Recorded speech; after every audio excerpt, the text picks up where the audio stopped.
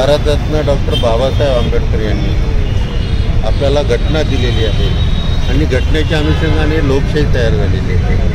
आज जगातली सर्वात मोठी लोकशाही भारताची आहे आणि या अनुषंगाने ही बळकट करणं अत्यंत गरजेचं आहे आणि अमृत महोत्सवाच्या अनुषंगाने सुद्धा लोकशाहीला आपण बळकट करणं गरजेचं आहे। या अनुषंगाने योगायोगाने ही लोकशाहीचं मतदान आहे आणि आता हे लोकसभेच्या मतदानामध्ये अमरावती लोकसभेचा जर विचार केला आपण तर अमरावती लोकसभेचा जर विचार केला तर आत्तापर्यंत सर्वात जास्त 60% मतदान झालेलं आहे। 60% झालं म्हणजे आपण अमरावतीकर फर्स्ट क्लास मतदान केलेलं आहे। परंतु माझ्या अमरावतीकरांना मेरिटमध्ये येणं डिस्टिंक्शनमध्ये येणं मतदान करून अत्यंत गरजेचं आहे। 75% झालं तर मेरिटमध्ये आला असं समजूया आणि 90%पेक्षा जास्त मतदान झालं तर डिस्टिंक्शनमध्ये असं झालं म्हणूया। त्यामुळं माझ्या अमरावतीकरांना नम्र विनंती आहे आणि आव्हानसुद्धा आहे की या अनुषंगाने आपण मतदान जास्तीत जास्त करायचं, डिस्टिंक्शनमध्ये आपण यायचं, 90% जास्त मतदान आपल्या अमरावती जिल्ह्यामध्ये करायचं आहे। या अनुषंगाने जनजागृतीचा एक भाग म्हणून आम्ही आज नेहरू मैदान ते भारतरत्न डॉक्टर बाबासाहेब आंबेडकर चौकापर्यंतची एक रॅली आयोजित केलेली आहे। या रॅली संध्याकाळी 4:30 वाजता आमच्या नेहरू मैदानावरून सुरू होत आहे। तर नेहरू मैदानापाशी आपण सर्वजण जमावे यावे 4:30 वाजता आणि या रॅलीला सहभागी होऊन ही तिरंगा रॅली आहे।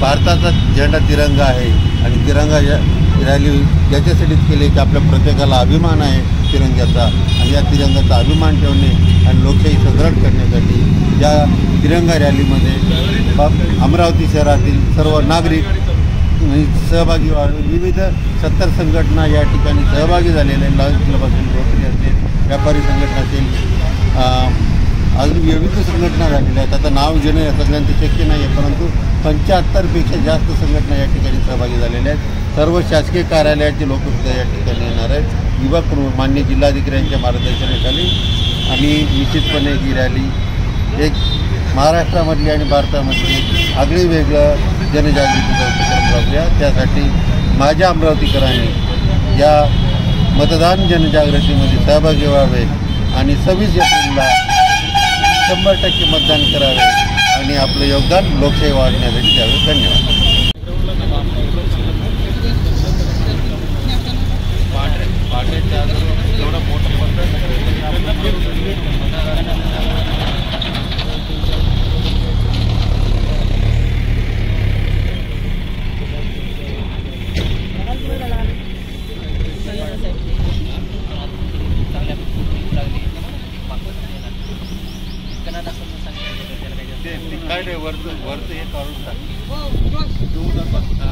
या 26 तारखेला आपण सर्वांनी मतदान करू। या लोकशाहीच्या पर्वात आपला सहभाग नोंदवावा।